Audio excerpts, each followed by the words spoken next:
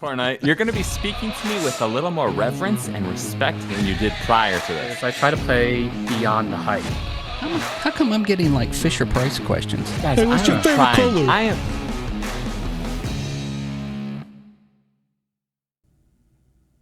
Hello, and welcome to the Supply Drop podcast episode 59, a video podcast created by the R2D2 and the C3PO of video games. Ah, podcast nice. singers. Yeah.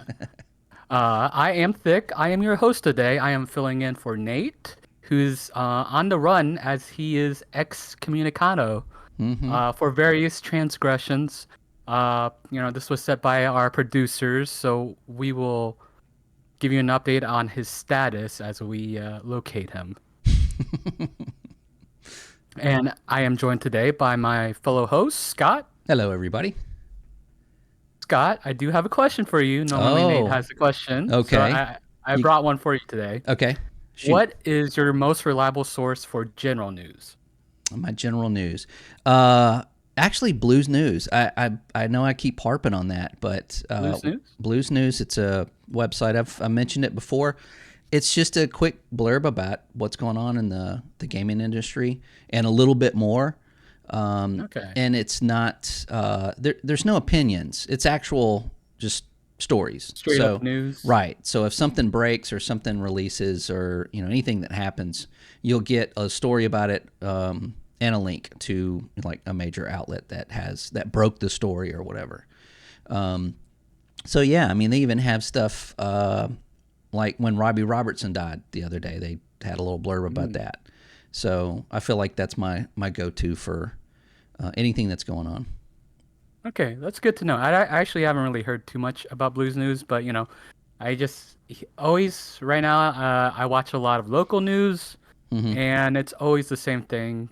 It's a lot of negative news. I'm trying to expand. I actually stopped watching the news. I mean, it really.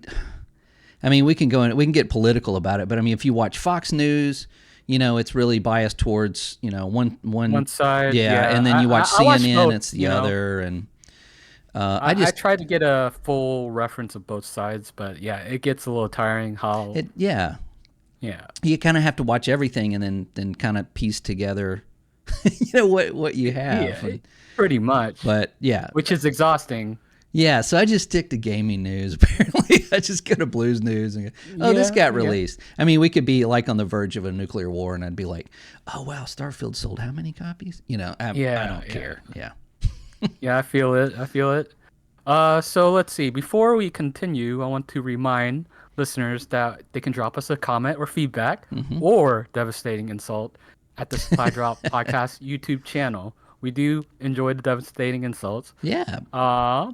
So today we're going to be covering a couple topics. We're going to be covering how ReedPop and ESA are no longer working together on E3. Some Switch 2 news and Fortnite news. So Scott, how was your week? My week was a little busy, but I did get a chance to play a good bit of Starfield, so that made me happy. And I really haven't been playing anything else. So that sounds about right. I feel like when I'm at work, I'm like, oh, I kind of want to play some Starfield. I want to get deeper into this and figure out some of the systems. Yeah. This is the first game I've thought it's like, could I actually play this on my phone through xCloud? I'm wondering if I could deal with that, but I haven't tried it yet. But it's been tempting. Yeah, I tried. Did you? Just like on my bed, because I was like, I turned off my computer. It's like, I want to try something in Starfield, and then I booted up. The thing that I would say there's a slight issue I have right now, and it is like how you kind of bounce, like it has to sync your game file, right? Yeah. Yeah, and sometimes, like I've noticed this with, especially on PC, is it takes a long time to sync your file. It does. I'm seeing that on Steam as well. It's not actually, mine is not syncing. It hasn't synced today, so all of a sudden it just stopped syncing. And I've seen on our Reddits and whatnot that is kind of an ongoing thing, even with Xbox. Like if you're playing on Xbox and then you go back to PC, sometimes you have to kind of manipulate a little bit. So Probably something they're going to have to work on, because that is part of the ecosystem that you buy into, is being able to do that. So. Yeah, I feel like they haven't really had that much stress on that sort of functionality since its inception. I know, I think right? it was it Xbox Anywhere came out 2016? Something like that. It was right before Game Pass. And I remembered the game. I bought the game that had Xbox Anywhere first because I was curious how well it worked. Yeah. And it was, do you remember Recore? Yeah. Oh, yeah. Yeah. That was the first game? Wow. That was the first game, yeah. Wow. That game is actually fun. I think it got a little bit of hate, but it did. It was really just kind of like, it's clunky. I guess it wasn't. Yeah, it was clunky. It was not like, it was average. That's the thing. And it was, people were hoping it will kind of turn heads. It was kind of things they were highlighting, right? Xbox at the time, because they didn't really have that much. Yeah, it seems like Xbox is notorious for touting the wrong game. Even in its exception, it's like when the first Xbox came out, it's like, oh, this is Munch's Odyssey, is what everybody's gonna be playing. Check it out, it's the greatest game ever. Check out Munch's Odyssey, and everybody's like, what's Halo? Right? Yeah, it's like, wait a minute, we can hook these up together in a room, and so they seem to kind of show off the wrong stuff, I guess. I don't know. They're catching on. But I've been playing a lot of Starfield. I assume you have too. As much like everybody else. Not as much as you, but yesterday I put, I started at 10 p.m. I finished at 4 a.m. Oh, ouch. Yeah. Well, that's a tell of a good game if you can do that. It was like a blur too. I couldn't really, it just all blew by so fast. Yeah. It's been a long time since I've played a game where I think about it, throughout the day, and not think about it like I wish I was playing it. More like, if I do this with my ship, or if I go to this place, should I do this first? It's just the mechanics of it, and the story elements I'm thinking of throughout the day. Much like, like if I was going to another job or something. I don't know. I mean, it's kind of hard to explain, but usually when I'm thinking of a game, it's just, hey, I want to play. I want to play some Battlefield multiplayer. I want to play some, this is I think about it in a sense of another activity, if that makes sense. You know what I'm saying? I'm thinking about it. It's like, how much money would it cost me to make the Millennium Falcon with that ship that I just got? Those kind of things. Mm-hmm. And I think that shows how deep this game really gets. Last week I was kind of like, yeah, I'm getting into it. It's like, now I'm like, I got my waders on. I got my diving suit on. I'm all in. I got 32 hours into it. I don't even know where I am in the main quest. I spent almost 10 hours on Aquila, which is one of the planets. Which is like a backwater planet, and it looks, oh man, as soon as you land, I'm thinking Firefly. I mean, that's the Free Star Collective one, right? Yeah. It looks the like one where it's like a Western. Yeah. That's exactly what I thought. It's like, oh my God, we're getting the Firefly game that we always wanted and never got. And also, plus just the characters and the side quests and stuff there are interesting. Some of them are just kind of like, hey, can you help me with this? Sure. And then some of them are like, wow, this just gets deeper and deeper and deeper. Yeah, it's like, can you help me with this? But then, this happens, that happens. Yeah, and then 5 hours later, you're like, wow, that was great. And there's so many of those, too. Yeah, you don't know what is what. I mean, you don't know what you're going to get into just talking to someone. I stopped someone randomly, just because that's what you do in a Bethesda game. And they go, hey, how's it going? And I talked to them, and they were like, I've lost something. Can you, and I was planet hopping, looking for something for them. And that was just a random encounter. And it just goes on and on. I mean, and before I talk about this, maybe spoiler-ish, so just be warned. But I found a secret lair to a Batman type character. Have you done this? Oh, I have not yet. Heard somebody talk. Yeah, somebody was talking about an abandoned like something. I don't even remember what. I wasn't even paying attention, and it popped up as a side quest. And I'm like, well, okay, well, I'm kind of close to where this is. I'll go check it out. It turns out that you go through this whole facility with booby traps and enemies, and you find and soon as I got to the end of them, I'm looking around. I'm like, this looks like a bat cave. I mean, I'm serious. It's like it has like a chair, and it has like the 14 monitors around it. Like the guy in the chair, and so I start reading everything, and you find out. I won't tell you everything about it, but basically you get like the Manus clothes, starship, weapons, the whole thing, the lair, everything. The Mantis quest. Yeah, okay. yeah. Okay. And then and this was my first ship. Like you get the Frontier, and then it was like sitting over there, and I'm like, I think I get that. Can I just take that? And sure enough, you push the button and it takes it up, and you can just fly off with it. And it is amazing. And it's just stuff like that I didn't even. You could put 100 hours into that and never run into that at all. Yeah, I think I have that quest, and I've heard people talk about it, but I haven't even gotten around to it. I know. I would have probably just dismissed it. I just happened to be like, what have I got in this like sector? And I looked at my quest and was like, well, that's kind of close. I'll just go knock that out. It's probably like, I thought it might be just like a random landing where you go and it's like some people are like, yeah, can you help us out? And you just shoot some folks and then leave.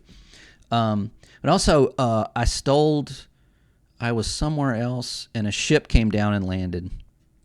And I ran over there and it was some Crimson Fleet guys and I shot them. And I took their ship. I took off with it. Okay. And I'm like, cool, I got a new ship. And then I went to, like an idiot, I went straight to New Atlantis. And of course, I got arrested for contraband. So then I get tied up in, because the ship, it's a Crimson Fleet ship, had all kinds of contraband on it. I didn't even think to look. So then I get arrested, and then I have to strike a deal with United Colonies or whatever, the UC or whatever, to go undercover to dismantle the Crimson Fleet, or else I go to jail. And then that goes into like a whole like giant side quest of the game. Oh yeah. I heard about that one too. People say that that's one of the better quests. Yeah, and so far it's been really cool. And I got another ship too. I landed on a moon, and I'm like looking for resources. And these people are by this big freighter, and I walk up and they're like, "Do you have any water?" And I'm like, "No, actually, I don't have any water." And they're like, "Oh, okay. Well, don't worry about it." And I'm like, "Okay." And so I sold their ship. It has got like so much cargo, and it's just things like that. And I'm only 30 hours in. This stuff is just, it's there. You have to go look for it and go find it. And I think a lot of people are using that first like 2 hours thinking that that's the game. Like that's what you're going to be doing in the game. And it's not. Yeah. You got to go look for it. This doesn't hold your hand. You got to forget about, you're not playing God of War or Last of Us. You have to go look for stuff. And yeah, I mean, if you do, it is rewarding. So how many hours have you put in so far? I feel like I'm probably close to 10. Yeah. I feel like I haven't gone super exciting yet. Like I'm kind of taking it very, very slow. Like, okay, so I built my character as he's an introvert, so I don't have a companion most of the time, right? But when I do, it's like I think I get less oxygen or whatever. So it's just like this just for fun, just to have the introvert perk. Right. And also I have parents. So like I visit the parents. And I thought it was very wholesome. Yeah. And I like how they come to the lodge where everyone else is and starts like telling people like stories about food. you. Yeah. Isn't that crazy? And he also gives you a gun. I haven't used it yet. Yeah. But like the way I am like role playing my characters, he's a very introvert guy and also very polite. Yeah. So, but I also made a second character who's just like a jerk and like steals things, kills people. Yeah, So that's he's my gonna next be character. Yeah. Yeah, gonna be more of the pirate. And that was only because I was testing it on my like Series S and Series X, and I mean there are performance issues in the city, but for the most part it's pretty good. It's pretty good. Yeah. I played it on the S for a little bit. I made a new character on the S and tooled around it. And New Atlantis is, man, I hate that that's the first place you go to, because it of all the places I've gone to, that seems to be the most resource hungry. And it looks like even just on the S, it looks fine. It was surprisingly looks good, but it does. Yeah. It's at 30, but I think it drops a little bit here and there. But then you'll go to like Neon or Aquila, and it's a consistent 30. It just doesn't have a problem at all. So, and I think it's the trees. I think it's just it has a lot of foliage, and I think that's what kind of kills it. And I hate that that's kind of like your first experience with this. But honestly, and I'm surprised to say this, but on the console at a consistent 30, it's not bad at all. I mean, I haven't had any problem with combat or anything. And on PC, I've played around with it to get a good texture quality and frame rate to where like interiors are around 60 to 80, and then exteriors are around 40ish to 50ish. And so I'm really happy with it. I mean, it's looking really good. I'm not using I'm not getting any of the DLSS mods yet. But I am using a couple of mods. One I told you about, which gets rid of the color filter. Is that including the grain filter, or no? It's just just the color filter, and when you do that, it looks like an entirely different game. It looks beautiful. I mean, it's subjective. It's kind of what you want, but like being in space and having like this space is not dark. It's like looks like dusk, with the blue sky, and then a lot of the areas that you go into that are darker look really washed out. This takes that out completely. Black is black. The sky is a lot darker. Being in space looks like you're in space. And I took some pictures, which I may show up, here, that like the difference between the two, and it's not drastic, but it definitely looks better to me. Okay. Things are more contrasty, and it looks like a better game. Some of the stuff, like if you go to Neon, it looks like Cyberpunk 2077. Without that filter. With it on, you get this kind of like a hazy blue filter, and it just makes the game look flatter. So, not great. I hope they release that on console soon. I hope they release all the mods on console soon. There's already like 1,000 mods for it already. So, but okay. So we are mostly positive on the game, right? But do you have anything like criticisms you want to bring up about it? Yeah, I think that it still has that little bit of Bethesda jank to it. Yeah. Which doesn't break your game, but it does break your immersion. Like if I'm shooting at an enemy and Lasco like walks in front of me and starts talking to me, like get out of the way. And then I have had people like talking to you, and then what they do is if you're talking to a character in, say, a street or something, some public area, and another NPC comes along and will stop, not to get in between you, but they kind of hover like right here in your screen, and then they're trying to figure out, like how do I get around? And then just little stuff like that. Nothing game breaking, nothing like super immersion breaking, but so it just reminds you, it's like everything's going fine, and then it reminds you, oh, there's this engine. That's the game. Yeah. There's a lot of funny videos online. Wait, did I show you the one where the potatoes? The potato one? Yeah, that's everywhere. And but again, it's funny, but it shows the strength of the physics engine in this game, where when that door opens, those potatoes fall out just like you think they would, because they're all individual items. And then when the door closes, it like separates them. So some fall out and some go back in. And you can do that. And I've noticed that just looking at things, some of the areas you can stop and look around, and it's extremely impressive to see how lifelike things are and where things are placed and how good they look. Just a cup, like a coffee cup, will have an emblem and something on it, and you can read it. You know, you can read the serial number on a gun before you pick it up. I mean, the attention to detail is just astounding, and it's really not like any other game that I've played. Fallout and Skyrim, they do have detail, they do have those things, but of course, with their this age, is leagues ahead. yeah, I mean, when you get close to things in Fallout, like if a gun on the ground, you know what kind of gun it is, but until you pick it up, it doesn't get that level of detail on it. It just looks kind of basic. This is not like that. If you drop a gun, it lands on it looks exactly like it did in your hand.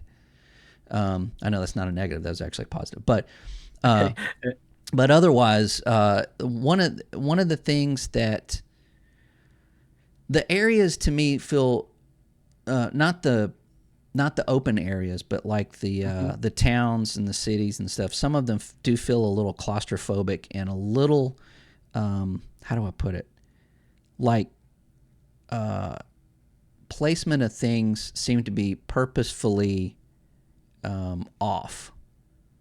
Like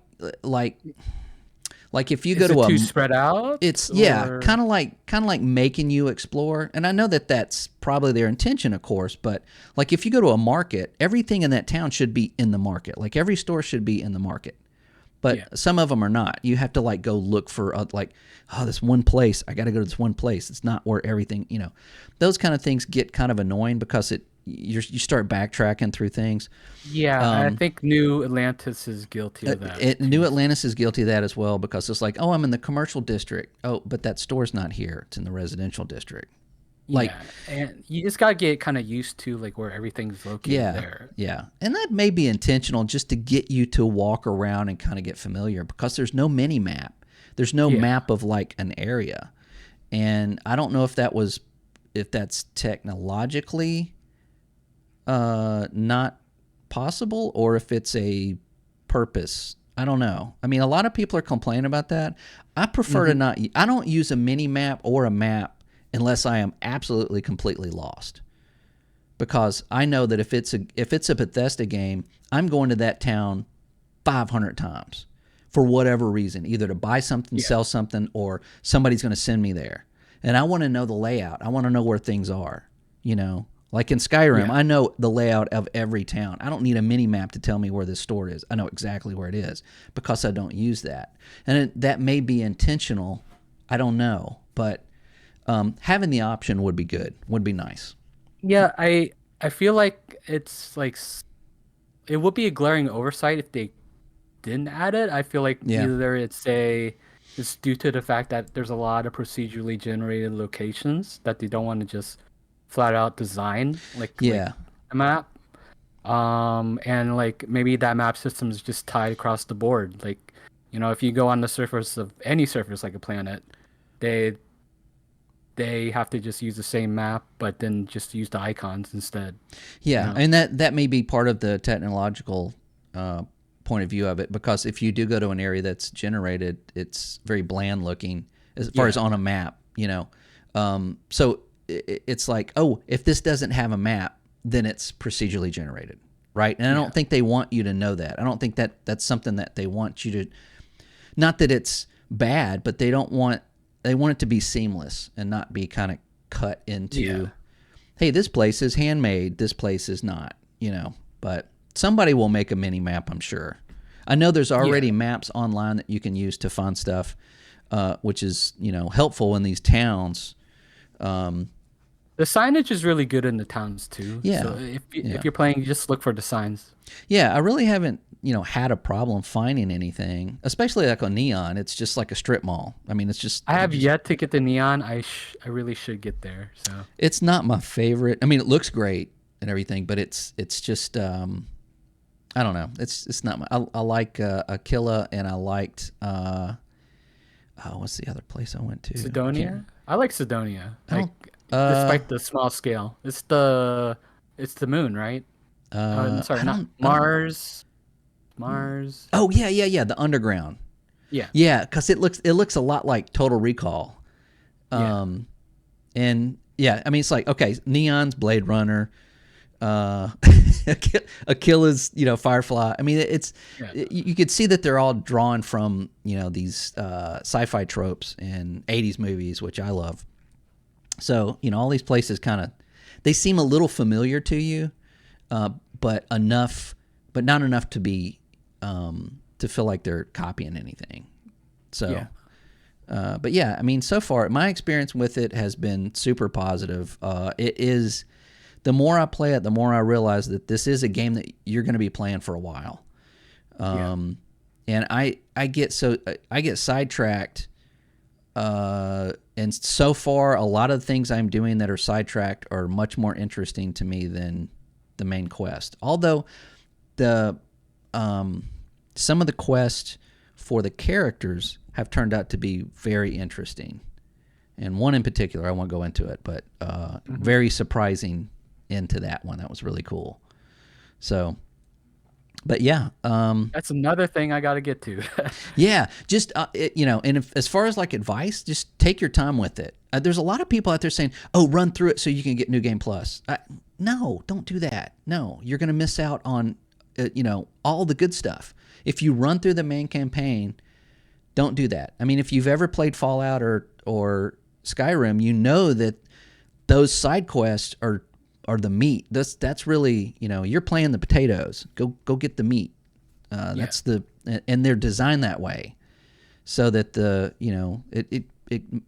they want people that don't normally play these kind of games to get lost in it and get consumed and role play. It's a role playing game. So, but yeah. I would love for them to incorporate DLSS. Come on. I mean, seriously. I know you got to deal with AMD, but I don't know why that's not a thing. And then maybe just a little more optimization on the PC side. I don't think we're ever going to get 60 on the current consoles current Xboxes, but I noticed I wasn't getting like 60 on PC either. And my specs are okay. I got a RX 6800, which isn't like it was like $100 card like a couple years ago, right? Yeah. So I mean, it should still be fine, but maybe I gotta make some settings adjustments. But yeah, it hasn't been very high. Yeah, I was playing. I thought I had good settings, and then I just kept playing with them until I got something that worked really well. And I was surprised that I found a really good balance, like I said, with quality and frame rate. I mean, I could take a lot of stuff down and get 60 frames per second consistently or above consistently, but I feel like I'm missing out on that attention to detail. Not so much the level of detail, but all the little things that you find that just like in the interior of your ship just looks amazing. I mean, to me. I mean, it just looks, all the little bitty things that it's just, they took the time to make that, and I think it looks great. So, but yeah, any cons, definitely optimization on PC would be better, maybe some more patch, implement of DLSS, and then really just some patch fixes, that kind of thing. I'm still in that, honeymoon phase. So, after a couple of weeks, I may have some more cons that are like, oh God, but right now I'm just, I'm wearing my NASA t-shirt. I mean, it's awesome. Why aren't you wearing your jacket, dude? Oh, really? It's too hot. I would Still, wear it. Who cares? You got a Starfield jacket with your name on it. That's true. I got thick on it. So. And you're wearing the watch though, right? You got to be wearing the watch.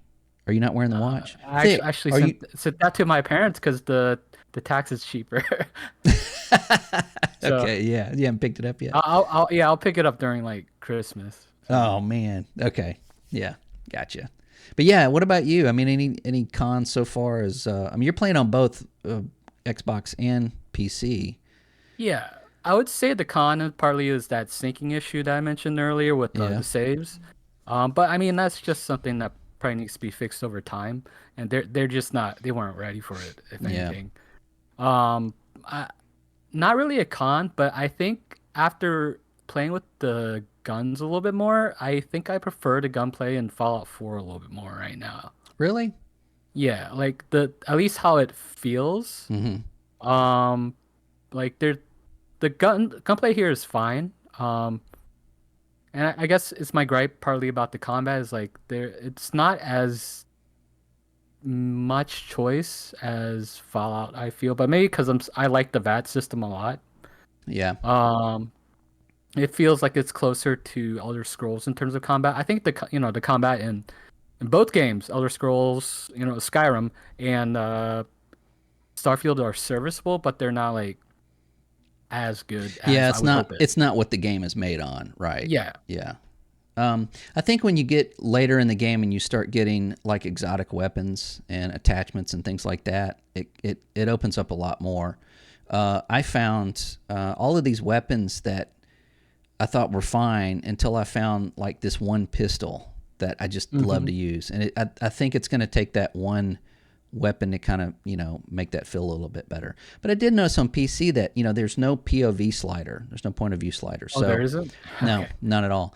But you can create a your own INF file or INI file, sorry, and put some settings in there to change it. I think the default is 85, and I took it up to like 92 ish, and it Is that did. your general FOV that Yeah, you prefer? anywhere from like 90 to 95. I kind of play around with Yeah. that. So I just Yeah, put I it on agree. 92, and it did feel a lot better Okay. as far as the gameplay and aiming and all that stuff. So that may be an issue, and I'm sure they'll incorporate something like that on a mod for Xbox. But I did want to ask you. You said you played on Xbox S and Xbox X. What are you seeing as far as difference? I know the frame rate is not difference, but is it a huge difference as far as like texture quality, or is it just minor? Uh, I think you could see the difference, um, but you have to be looking for it, right? Like Yeah, it'll still. It kind of looks like it's like this Xbox One S version of the game in some places, yeah, but a lot of it, like the textures staying consistent, have been pretty good. yeah. But like things further back and like the density of certain things are a little bit lower. Okay, okay. Yeah, I really haven't seen any videos or anything yet on like the differences between the two. I did notice on the Xbox S that the the texture quality seemed to be consistent.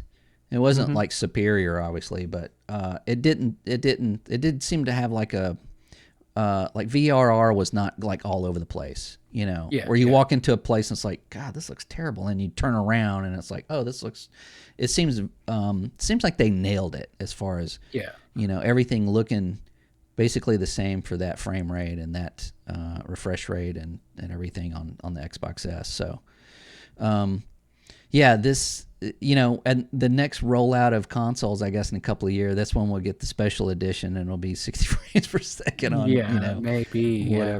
whatever's out there. But do you see this going to the Switch? Yeah, I don't know No, about that. I don't think that's gonna. Maybe if the Switch has Game Pass eventually, but Maybe remote yeah, play or yeah. XCloud app or something. Yeah, I don't see it's going on that. But yeah, it's I love it. I've been having a lot of fun with this.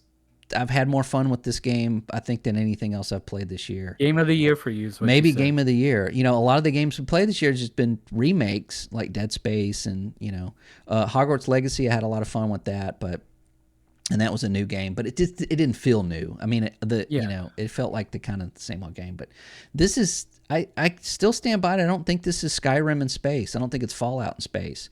It's definitely a Bethesda formula game, but but what you're doing and the scope of it to me feels more like a Mass Effect game than it does any of those two.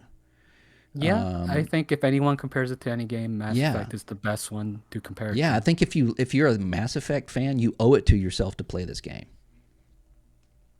Yeah. And I'll leave A it at lot of that. lore was it? Yeah, a lot of lore I really enjoy so far too. So Yeah, a lot I of the think that there's a stuff lot of world building. there is, and there's a lot of stuff that I haven't even gotten into, like the religious aspects to it is super Same. deep, and just the stuff that I find that I'm reading, like what's happened here and there, and these characters. It's yeah, They spent a lot of time with it, and it's there if you want it. If you want to get deep with, what's going on in the galaxy and what did happen, it's all there. It's just waiting for you.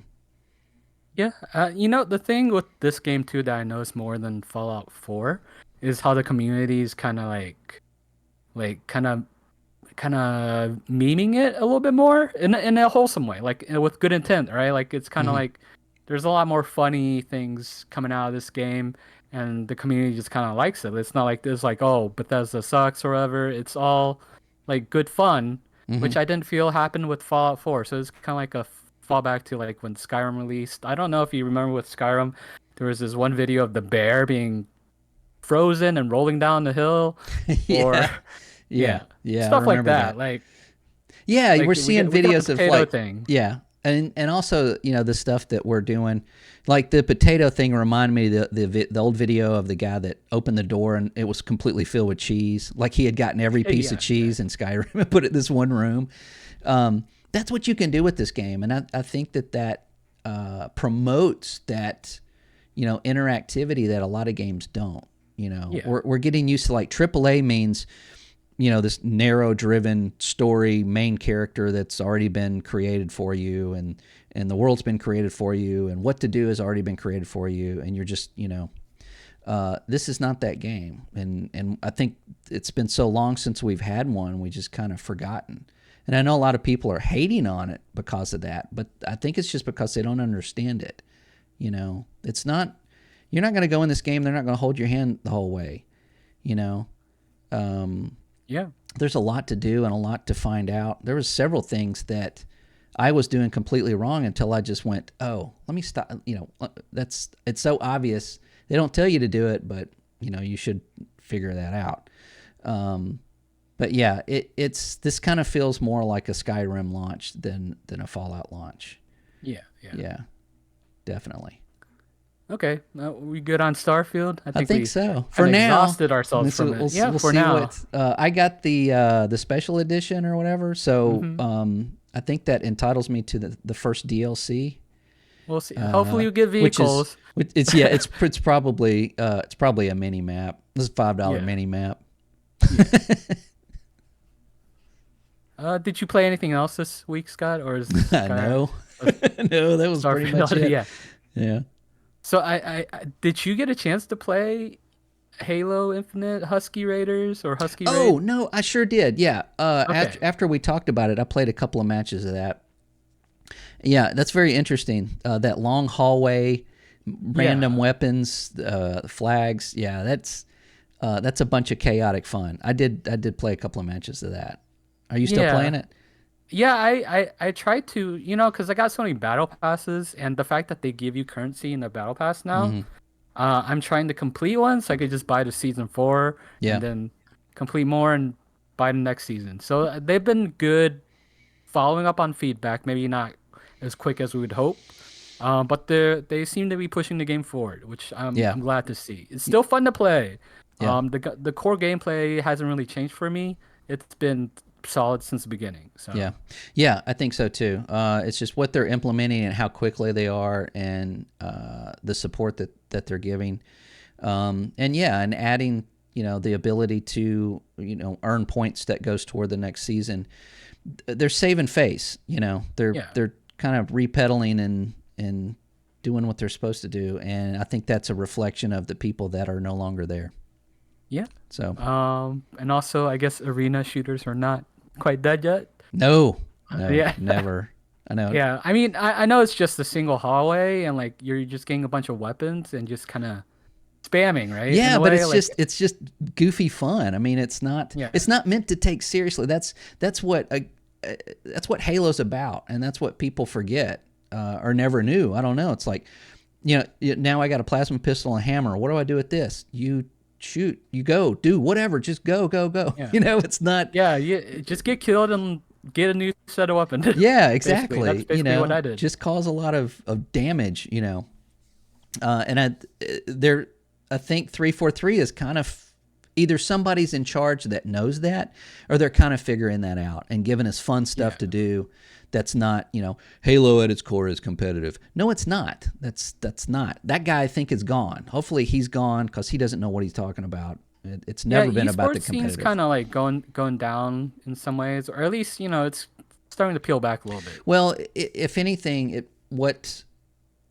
Counter-Strike, Call of Duty, all those games that have an esport facet to that game, they always separate it. They don't make it this. You don't get the same levels sometimes. You don't get the same tunings on weapons. It's all different. It's a different executable to that game. And what 343 tried to do was incorporate it into the masses, and that doesn't work. We don't want to play that stuff. It's the same reason why you don't want to use their headset. It sounds terrible. It's going to sound terrible to you. You don't want to use their keyboard. You don't want to use their controller because it's tuned so weird. These are professionals. They do this for a living. It's like the same reason you don't want to buy a race car and drive it to pick up your kids. And I think it's taken 343 this long to kind of figure that out. They're giving us the fun stuff, and if they support the esports, it's going to be a completely different avenue, the way it should be. Yeah, I agree. So having fun with that then. Yeah, absolutely. Let's move on to the listener feedback section, and we're gonna check. We do have a comment this week. Oh. From Mila from Switzerland. Oh. And listening to us since episode 1, and they want to know why Thick hasn't played Tears of the Kingdom yet, and want Scott to tell listeners if his answer was truthful or a fib. Which answer was that? My answer, I have not. The reason why I haven't played Tears of the Kingdom, that's kind of like yeah, why haven't you played it? I guess because I'm playing Starfield. It's a good answer. Yeah. You're gonna wait one day and you're gonna open that. What do you say you play above the hype? Once it's all done, once it's gonna win Game of the Year. We know it is because it's a Nintendo title. And then when that dies down, then you're gonna play it and you're gonna be like, oh, this game is so great. Yeah, I feel like I have to take back my word a little bit because, I played Diablo like at launch. I played Starfield at launch, but I guess something about Breath of the Wild has. I think I mentioned it before it even released that it has like kind of like this choice paralysis. It's not exactly that, but like the having to basically come up with ideas of how to get to a location every single time seems exhausting to me. So that kind of makes it feel like I don't want to pick it up in some ways. I do want to play it, but that part of that kind of like makes me less inclined to just pick it up one day. Like, I get it. I come home from work, in Starfield, like, imagine like we had to fly to every planet. God, probably, yeah. That'd be exhausting. Everybody wants that. You'd think I'm gonna be Blizzard for a second. You'd think you want that, but you don't. Yeah, and I want to fast travel. I was looking at the shipbuilding too, and also we were making this about Starfield again. Yeah, it's hard not to. The shipbuilding, like, it's like, oh, this seems like there's a lot I could do with it, and that already kind of makes me feel exhausted. But the fact is, I could just buy another ship. Yeah, you don't have to do it. Right. Yeah. So I have choice in that game where the kind of choices I have in Breath of the Wild, I feel like are a little bit more limited to, like, I have to build it, right, or something. Yeah. And that's exactly what I try to tell people when I'm explaining what Starfield is. It's like, you may not have played a game like this because it gives you choice. Like, well, I get choice. No, it's not on the same level. Breath of the Wild is like, it's made around that mechanic of building things to get to certain places.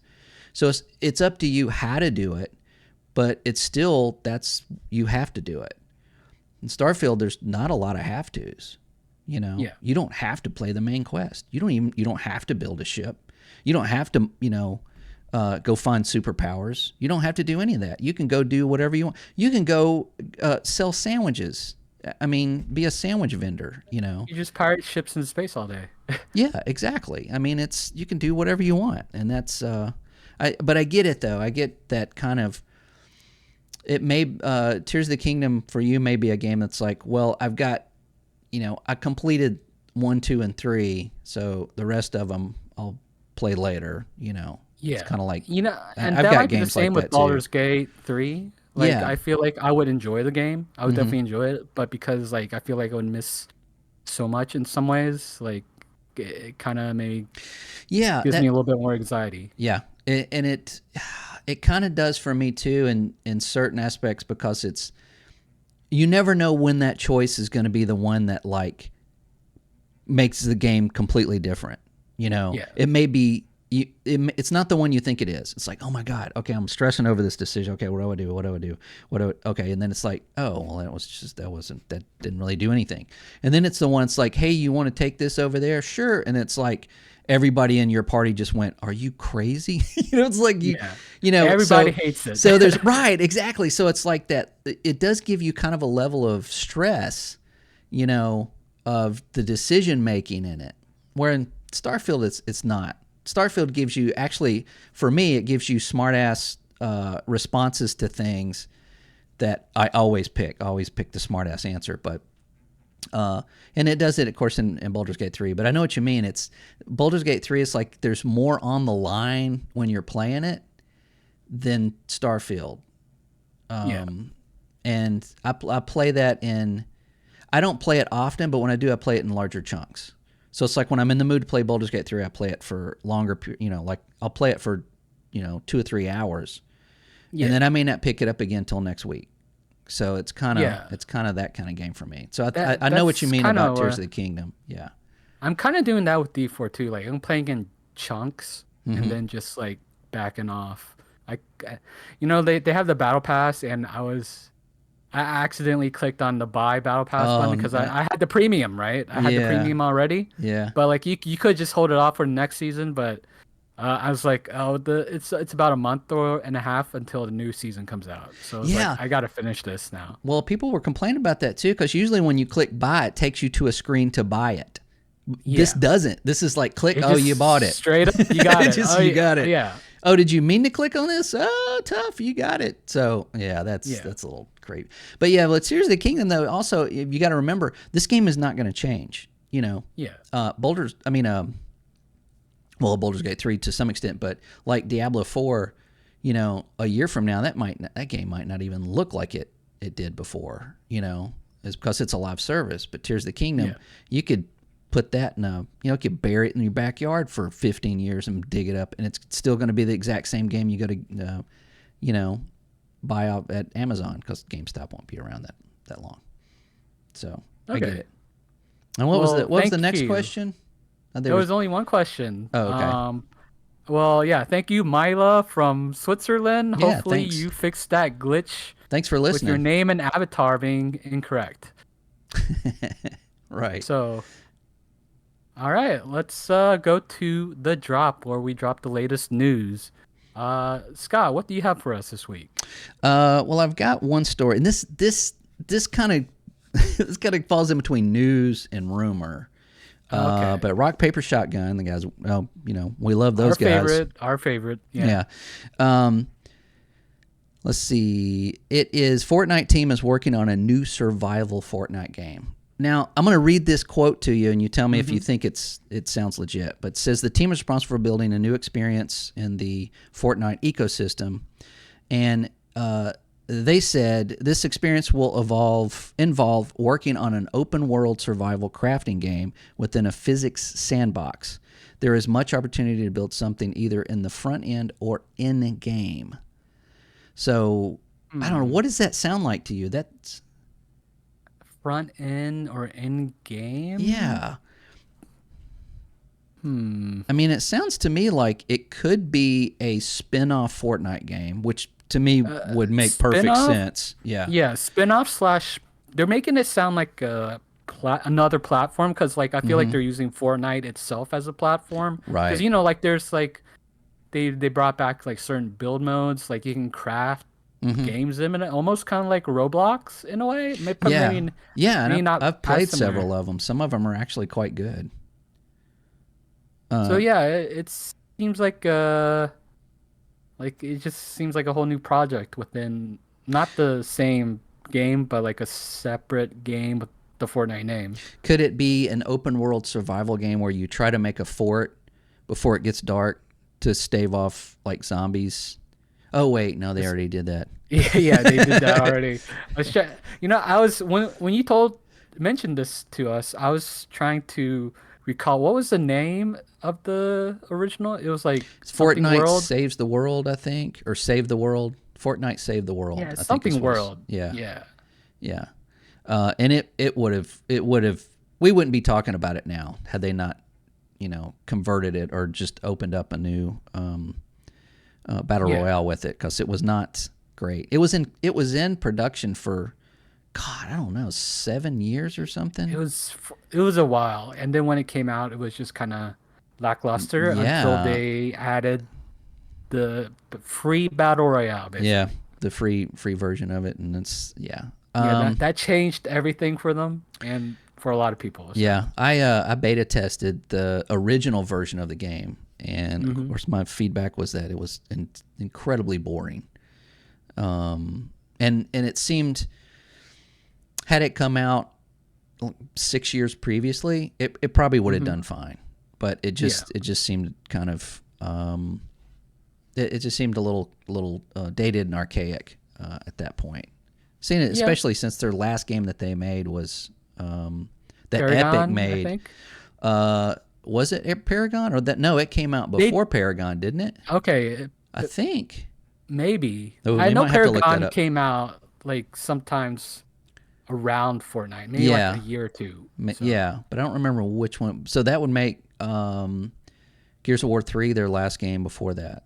And that came out in 2011, 2012, something like that. So, yeah, it's whatever.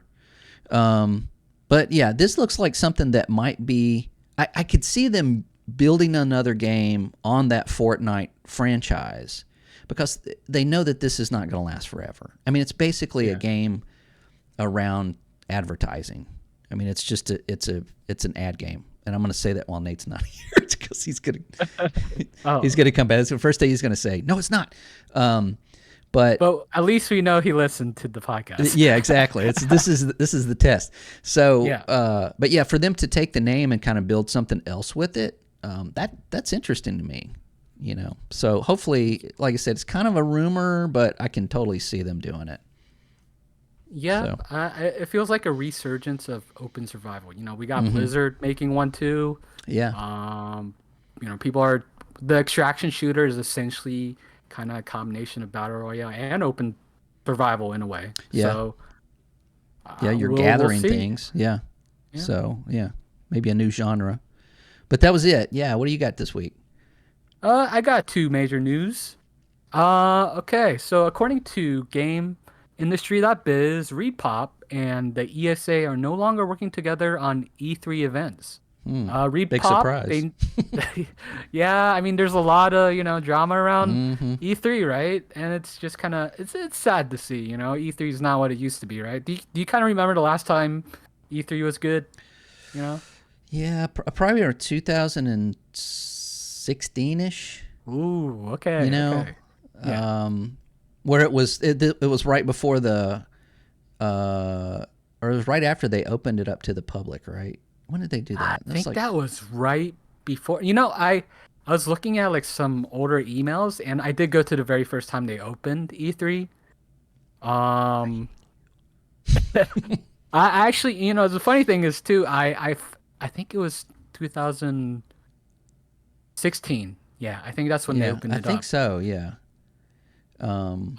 Funny thing is, I think I'm in one of those IGN videos where people are storming to go to the Nintendo really? stage. Yeah, I'm just. It's kind of funny. You see people rushing, and I'm just like walking casually. So everyone else is rushing, and I'm just walking. So I'll send it to you. It's like it's not going anywhere. It's there for 3 days. Yeah. Yeah. Cool. But yeah, I think that's the last one. And then after that, it started to get a little questionable. Yeah, And then of course, when COVID hit, we all thought that was pretty much the end of it. But I think that it's just we didn't miss it as much as we thought we would. I think everyone else came up higher. Yeah. Like, things like PAX, TGS. Yeah. Gamescom was always big. I mean, I really didn't really pay attention to Gamescom as much as E3 until I realized it is actually the bigger. Oh yeah. It's always been bigger, you Yeah. know? Yeah, I mean, as far as the visit count, I wouldn't be able vendor to give count, numbers, maybe. right? Yeah, I'm sure. But It's they probably always vendor were count, open too. to the public, right? Gamescom? Yeah, I think so. So you've got people that are coming from multiple countries into Germany to go to that thing, and then we just don't seem to get the reveals that we got at E3, which was always that's always the hook. That's the excitement for people like me that don't go to them. It may be different for you that gets it's still Starfield exciting. jackets. But yeah, that's I mean, I don't know. Do you think this is still viable though? I mean, even if it's run by somebody else, is it needed? Let me go back into the news a little bit more, like some I'm sorry. few details, right? Yeah. So Repop, they primarily organize PAX events. So I think PAX events are going well. ESA, it's always been kind of like the main host of E3. They did say that E3 2024 might still happen, but probably will not happen at LA Convention Center, which is, I think, even more interesting that E3 might not happen at the LA Convention Center. Yeah. Because that's always been kind of like the staple for it. It's like, where would they kind of hold it? Is it like... I would love if they do it in SF, but SF has their own issues. Both of these cities kind of have issues right now. Yeah. Like maybe Las Vegas. Actually, I would love Las Vegas too. Yeah, that seems more convention-y to use a third grader word. Having it in Las Vegas because it seems like it could cater to the multiple people, the magnitude of people that go there. Yeah. But could they not use? And I don't know how big it is because I've never been there. But the Microsoft Theater, is that, or convention center thing, whatever that is that they do theirs is in that LA? is that large enough, or is that just a event So like a theater venue? I think with the fan fest I went to for earlier this year, it did not seem that big. It was like Okay. a big stage, and then there was a couple of floors where you kind of walk around, but it was not big enough to host not for a something that big. convention. Yeah. Okay. Maybe Anaheim, which is Yeah. but that's still kind of small. Like BlizzCon happens there, and they usually have huge booths or like stages. But the magnitude, I mean, if E3 is small enough, then maybe they go a little smaller. I mean, it would be cheaper, and it would if they slacked off on the price for booths and things like that, and kind of just do a soft reboot of E3, I mean, that's possible. Make it more like a PAX, make it more accessible and not not so expensive. More humble beginnings. Exactly. Just kind of redo it and build it back up from there. Yeah, they do have plans to reinvent E3 for 2025. Yeah, That's I what think they it's said. I think it's time to do that. Yeah. Good plan. Okay. Next news. Switch 2 hardware possibly was demoed at Gamescom. According to VGC and Eurogamer, they showed off tech demos of like a updated Breath of the Wild running, like 4K or whatever. I don't know if it was 4K exactly, but they said it was souped up basically. Yeah. And they were showing the Matrix Reawakening demo. You remember that one? That was like a freebie. Unreal 5 engine demo. Yeah. Now some people are reporting that Switch 2 will have PS5 graphics. Like people, that's not gonna happen. I mean, well, why not? how much do you think the Switch 2 will cost? Do you think it will cost 500? Well, let's look at it this way first. If it has PS5 graphics are basically a PC from 2018. Okay, so Yeah. that's essentially an NVIDIA was it 2060? And that same thing for the Xbox Series X. And if this thing comes out next year, what is the stats on like the Rogue Ally or the Steam Deck? I mean, they're essentially PCs, and they're getting frame rates that are equivalent to PlayStation. Yeah. So I don't think that's too far out of the realm of possibilities, because you got to remember the PlayStation 5 is already 3 years old. 3 years Next old, year it'll yeah, be 4 years I old. get you. So, but that leads me to your question: how much is it going to cost? Because a Rogue Ally is like $799, $699, and even a Steam Deck, the lowest end is what, $399, I think, or $399 with very low memory. Yeah. Right, exactly. So yeah, what are we looking at? Well, we know what the price of the Switch was when it came out. The same price it is right now, which is what, $299. $299. Right. Well, actually, if you do the OLED model, it's $350. Oh, that's right. Yeah. That's one way they raised the price. Yeah. So, what are you thinking? I'm thinking easily $500. I think 400. I'm Think gonna so? go with 400. It's because that's the $399. PS5 digital, right? Okay. Yeah. Yeah. But it'll definitely not be. I don't see it being at 4K. Like, I don't even see the point of having 4K on a handheld. No. I mean, 720 is still fine. I mean, 1080 would be, on a, I guess, 8-inch display, 9-inch display. I mean, we don't know how big it's going to be, but it's probably going to be a little bit bigger than the Switch display. So yeah, I mean, that's how you can reach those PS5 graphics, is having that smaller display, and not 4K. 4K would be you're not even going to see the difference on that size screen. Yeah. Putting it in a dock and plugging it to a TV, you're going to see the difference. But that's if it's going to come with the dock, I think it will. You think so? It could. I think this will just be a souped up Super Switch. Yeah. Well, they're gonna put their little Nintendo spin on it. It's gonna have something on it, some little gimmicky thing that is gonna maybe make it not compatible. We have a rumor with that might cover this. Yeah. So. Yeah, not compatible with Switch. It's gonna be not even close. I don't know about that. No, I don't know. It would be great if they would. If they would just make a Switch 2 more powerful, plays all the Switch games better. That would be a consumer centric product. That would be great for them. I don't think they'll do it, but yeah, that's what I would like to see. Yeah, I think the cartridge size will probably be the same, but they'll add.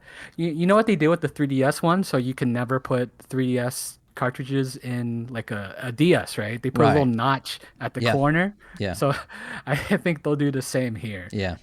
Yeah. It's Nintendo knows what they're doing, and I just don't think they're a very consumer friendly company. Not to the they're kind of they're almost on the level of Sony though. They both kind of like, oh, we get you this, oh, that's great, but then you're going to charge you this, or we're not going to do this. The thing with Nintendo is they're able to get more for less. Yeah. Compared to Sony. Sony needs, even now they're seeing like their AAA budget single player games. Mm-hmm. Like it's gotten them in first, but it's definitely cost them a lot. So yeah, it's cost them a lot of money and a lot of time. And these, the next iteration of those are not. I don't think they're going to be the same games. I think they're going to have, internet, live service, Game Pass. I mean, season pass type, aspects to them. So we will see, right? Yeah. Do you see Nintendo doing the same thing with the Switch 2? It's so hard to say because I think Nintendo's gonna Nintendo, right? Yeah, they seem to do pretty fine with just making a game and throwing it out there and going, here's a good product. Much like Zelda, Tears of the Kingdom, I'm sure sold really well. Yeah. and it'll sell really well again when this comes out. Just a higher frame rate.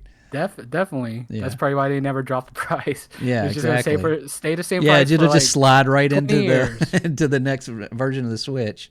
Yeah, it didn't go anywhere. Cool. All right, that is it for the news today, and we have the rumor section. And Scott and I both brought a couple of our rumors. Yeah. Scott, do you want to start with this one? Yeah. Let's hope that's not the same one you got. But Jez Corden has heard, didn't say who from, that the next Mass Effect game is ditching the open world and going back to the classic format. Ditching the open world. Yeah. Okay. We know that Andromeda did not sell very well. I don't think it was a terrible game. I don't think it was just on the level of BioWare's Mass Effect games. I don't think it was as good as the first three. And then having those open world segments. What one thing? What would you consider the original trilogy? Not open world, but like open linear, or Yeah, no, I mean they weren't as linear, but you could go to different locations, but the locations themselves were, more catered to the story, not like driving around and going, "Hey, what's over there? Or what's over there?" Mass Effect, I don't think really is about that. Starfield can be about that, but a Mass Effect is more about going to the planet, finding that person to talk to, finding out there's a deeper story or there's something that you're going to have to do on the planet, and then drive this horrible vehicle that controls terribly over to that thing. So they gotta have the what was the vehicle's name? Oh, the God, I just thought of it. It's like it was an animal, wasn't it? It was a weasel. Or... I almost want to say the mantis, but I know I'm cross. I know, that's what I keep thinking of when I say it. It's not the mantis. It's I'll think of it in a second. But yeah, again, that's one of those things that's like you don't want a vehicle in Starfield. You think you do, but when you get it, it's going to be terrible. Somebody will make Thomas the train, so you can just drive around with that.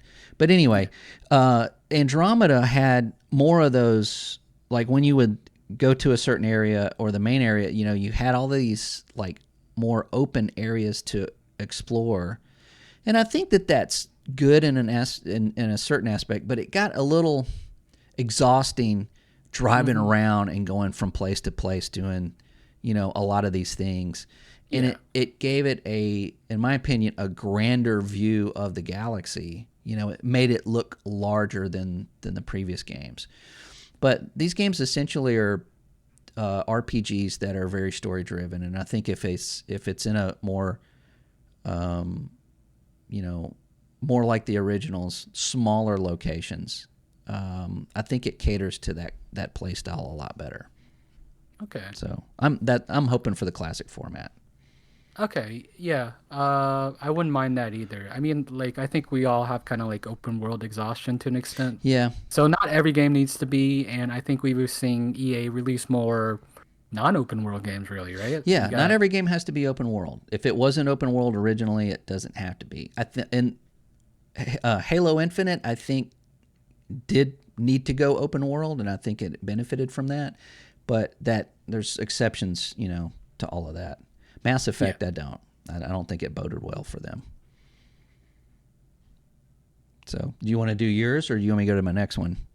Go ahead. Go ahead with your next one. According to Singapore media, Horizon Forbidden West Complete Edition has been rated for release on PS5. I think this is probably... I mean, this is a rumor, but I'm sure that it's going to be a new release for. So what makes it complete? Is it it's probably the DLC, and it's probably there's only one DLC, right? I don't know. I know there's DLC, but I think it's probably a version just specifically for PS5. I know that the game itself was on PS4 and PS5, but the DLC I think was only on PS5. PS5 is that right? only. Yeah. So this may be like maybe a better version or an updated version exclusively for PS5, which I could see that, and it'll be $70, because it's Sony. So yeah. yeah. I mean, if this isn't a rumor, it's going to happen eventually anyway. this doesn't seem like this seems like news. I know, right? Yeah, it seems like Yeah. it's just something that they're going to probably announce That later. probably means, was it a PC version is Imminent. kind of coming soon? Yeah, yeah, they'll use this version to create a PC version. If this comes out, this could come out later in the year. I mean, we're only in September. They could announce this soon and put it on a shelf in November. Yeah, it would be good for them considering. I mean, They only have still Spider-Man. Yeah. Yeah, yeah. I mean, Ragnarok's still selling full price, so that's still a good title for them. But yeah, Yeah. Or they could put this in their pocket and wait till like February or March. Yeah, I just maybe, but I feel like they need more games this year. Yeah. Because it's been quiet. Yeah, And plus, with like the recent bad news with the price increase and Oh man. things like that. Yeah. Yeah, I feel like 2023 for Sony is turned into 2022 for Xbox. Maybe not as bad, but yeah. Not quite as bad. I mean, we know that Spider-Man 2 is going to sell well, regardless. But yeah, it just seems like that's kind of all they have, and not having that clear picture of what's next, what's coming out next year, seems kind of not very Sony-like. Yeah. Helldivers, come save us. Yep. No, right? When does that come out? I really want to play that. Yeah. Yeah. October. Remember last rumor, right? Yeah, sometime in October. So yeah, that's all the rumors that I could scrape up. Okay. Well, speaking of October, the release date for Quest 3 is rumored to be October 10th. Oh, really? And yes. Ooh. So later this month, I think Meta will have their whatever, like Meta Direct or something, and then they'll talk about it. But like, it's starting to spring up like at a lot of websites. Just minor. Like we don't have to discuss about it, right? There's not too much to go off that. But that's a little bonus rumor that I forgot about until we talked about October. Let's see. I have two. So there, according to this tweet, there's been a new Valve hardware that just received radio certification in South Korea. Yep. For kind of context, this one is the product name is 1030. The Steam Deck was 1010, and this Valve Index was 1007. So there's not really too much to go on. Yeah. But what do you think is Valve's next hardware? People are saying maybe a controller. I don't know. Could it be a new Steam Deck, or could it be a new VR headset? And It's hard to say because It they could is. do either, right? The Well, I controller mean- would be kind of nice. I would like a new controller, but Yeah. Yeah, I've still got the one I bought like several years ago, and it's sitting in a when box. it went and cheap, it's, right? Yeah, like $5 or something. And, Yeah, I thought it was cool. yeah, and it's still on. It's still charged and still beeps when I open the drawer. But The anyway, battery to that was amazing. yeah, no tell you kidding.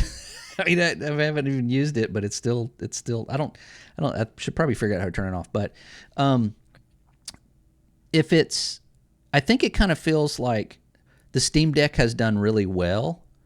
Yeah. And that would be something where you would want to come out with a new iteration. For one, to kind of fix the things that didn't launch well with the Steam Deck originally, since this is their first handheld. And then also to just keep the market fresh, because there's obviously Lots of competition. everybody's right now. making one, right? Yeah. Right. I think that would probably be a smart thing to do. But I don't know how well they sell VR headsets. It's been a while since they've released the The Index last is pretty one. old now. So I mean, that might be time for a refresh. I don't know. Yeah, we'll see on that. The one thing, and I just started to consider it as maybe it's another Steam machine now that they have like Steam OS, kind of like, it's been well received. Yeah. With maybe we'll get like a console basically, and that might include the controller. You think so? Wow, Yeah. that would be It's a stretch. that I would be bold. Yeah, that would Yeah. be, especially that's.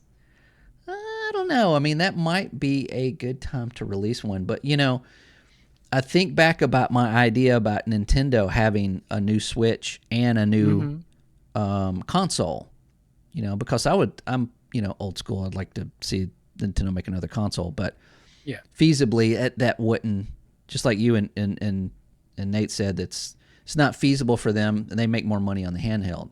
So, you know, if you can apply that to Valve, what do you do? Do you make a new handheld, or do you make a console type PC?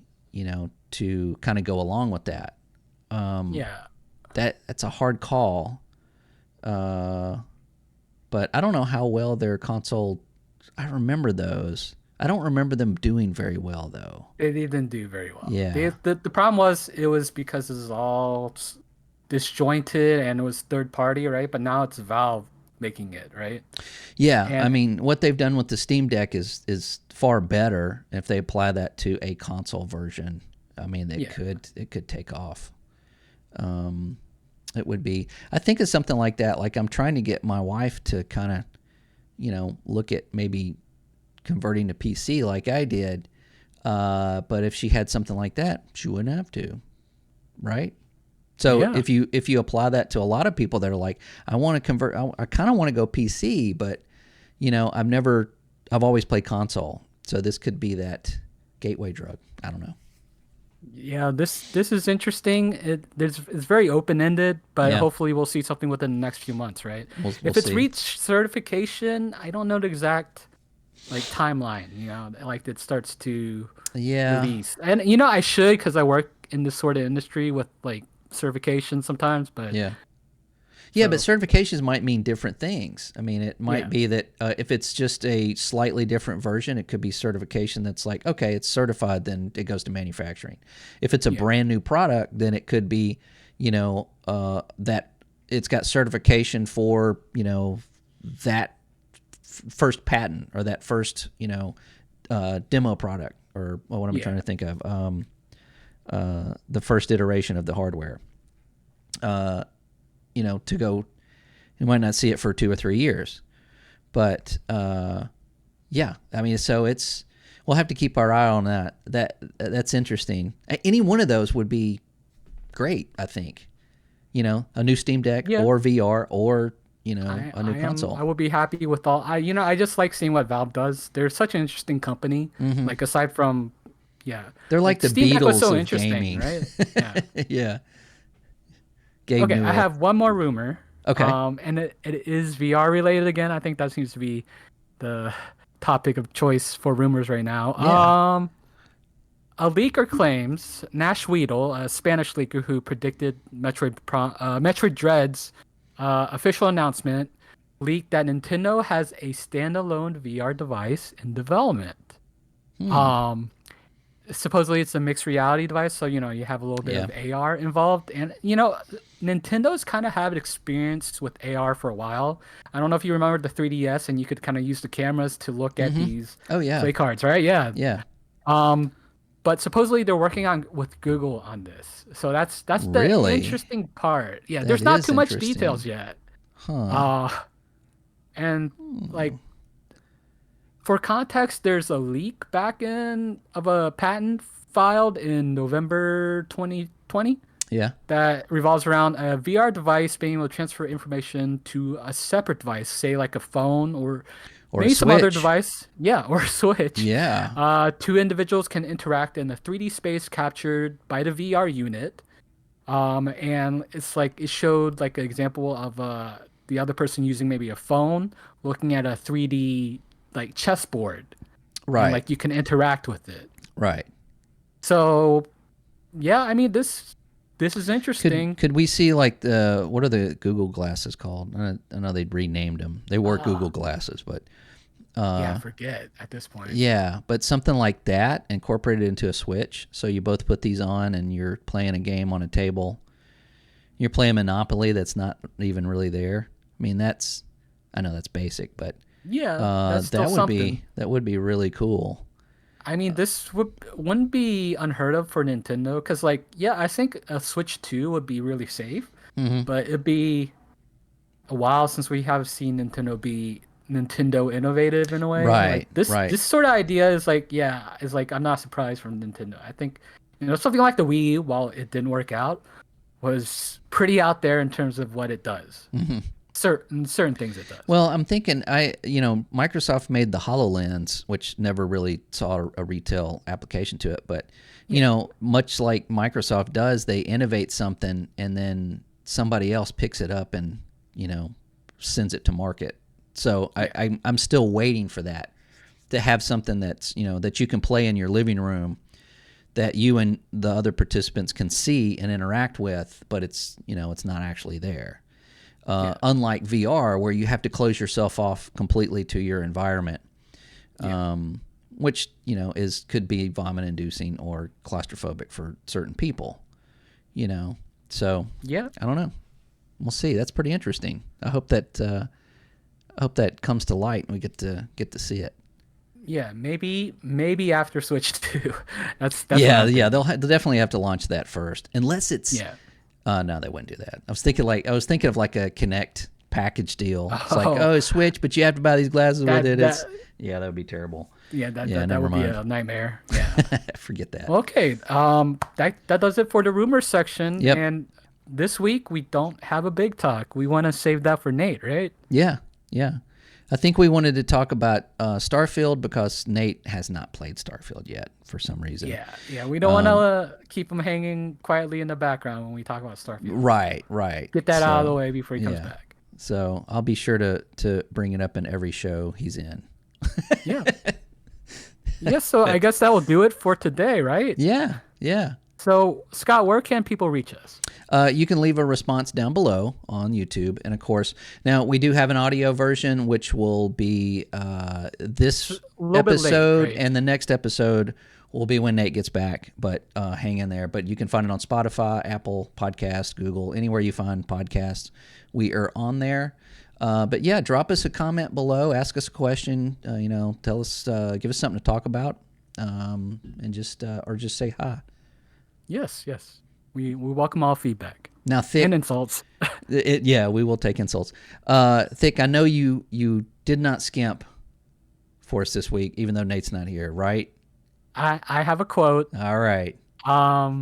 You'll have to guess where it's from. Starfield? Maybe. Okay, I have it. Okay. It's history is plenty interesting so long as you're not the one living it. Wow. Okay, where's that from? It's from Starfield. Okay. It's in the museum. Like, is it? They're just citizens sitting there, and they were doing like a presentation in the museum. Yeah. And I talked to them, and they each have like a separate little dialogue, and you could rotate through them. Yeah. But they all say things relevant to the area. So I thought it was nice. It was nice to. Yeah, that's cool.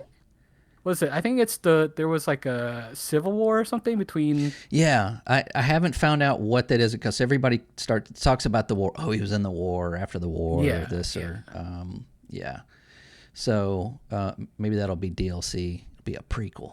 I don't know, but that's another thing about so much things. Yeah, it's like if you're lonely and you're kind of shut in and you just want to get out and talk to people, but you don't want to actually get out and talk to people, get Starfield. You can talk to all kinds of people on multiple planets. Yeah, you can make yourself an introvert within the game. I picked the extrovert. So I did that on my other character. Yeah. I don't remember the other ones I picked, but some of them were. It's always that it's that trope. It's like it gives you something, but it takes the other thing away. Yeah. So that's what took me so long to do it. But I don't remember what the other ones I'd picked. I already forgot. All right. Well, that will do it for this week's episode. So thank you all for listening, and we'll see you guys next week. Yeah, have a great week, everybody. Bye.